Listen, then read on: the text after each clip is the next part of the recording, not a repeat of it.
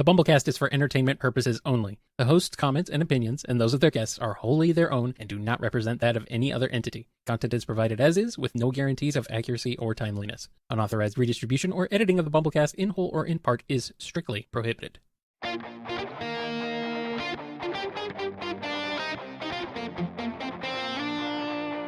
It's a BumbleKast Mini, sponsored by Just a Kyle. Not me! Nope, just another Kyle. Yep. How are you guys? Right now, tired.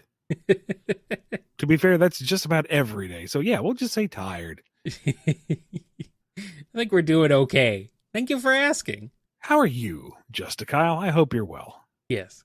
If you had somehow been the showrunner for Riverdale, what would you have done? Would Archie have become the Shield? How many episodes would it take before someone found a Chaos Emerald?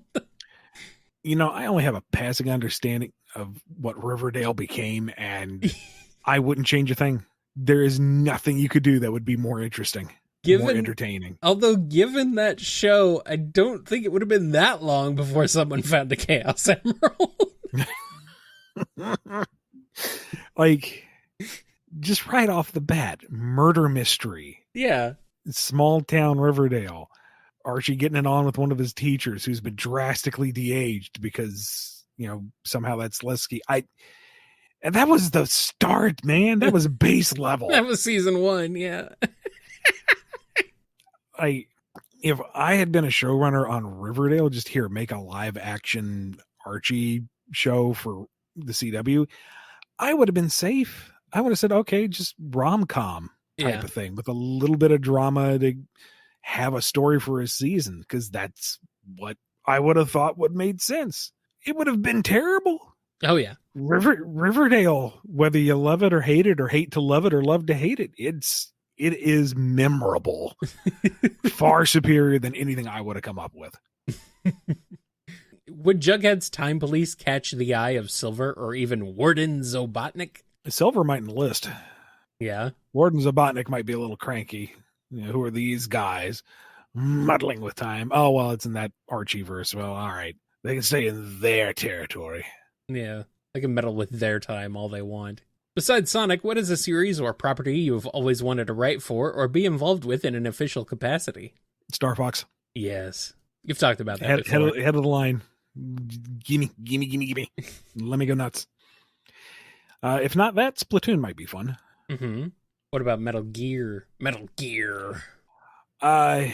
to get into too much detail because I might get in trouble, but I actually was briefly attached to a Metal Gear project. Oh, right. You've talked about that before. Okay. And it sadly died on the vine, but that was that would have been fun. Oh. As a matter of fact, if you head over to my personal Patreon, Ian Flynn Writing, that has a basic overview pitch of what I would do for like a short Splatoon maxi series, because I'm never going to get to do it, so I just wrote it down to get it out of my system. Do you or did you ever play any tabletop RPGs like Dungeons and Dragons or Rifts? No, sadly. I wish I'd gotten into it. One time in college, we all went in on a starter pack of D&D and like fumbled our way through the first campaign, but I don't think we even made like character sheets. We were just kind of looking at it and never got into it. So I think part of it was I just had the wrong mindset. I didn't think about how open-ended it was.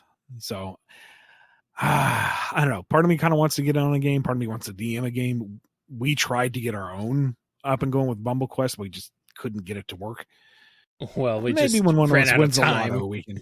Yeah, once we win the lotto and we can retire and focus on nothing but nonsense, maybe we can get around it again. Maybe.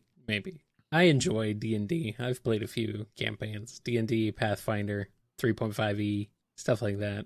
I'd love to do Starfinder one day. That's what we were going to do for BumbleKast. Haven't gotten the chance to yet. You were given the task to make up new powers for the Chaos Emeralds. What would each one do? I would pitch the idea of going elemental with them. I mean, it's not particularly original, but I think you can gamify it very easily. Oh, yeah. Not strictly Sonic related, but what is a character or idea you wanted to introduce but couldn't due to time or other factors? As of this recording, I've wanted to find an excuse to bring back Chaos Gamma. It's just every opportunity that I think I've had, it didn't work out. It wasn't right for the story. It wasn't really important enough to do. Maybe one day, but reading any good books lately? Sadly, no. Nope. But if you have a suggestion, put it down in the comments below. Maybe I'll find time to actually sit down and read something for once. Nerd.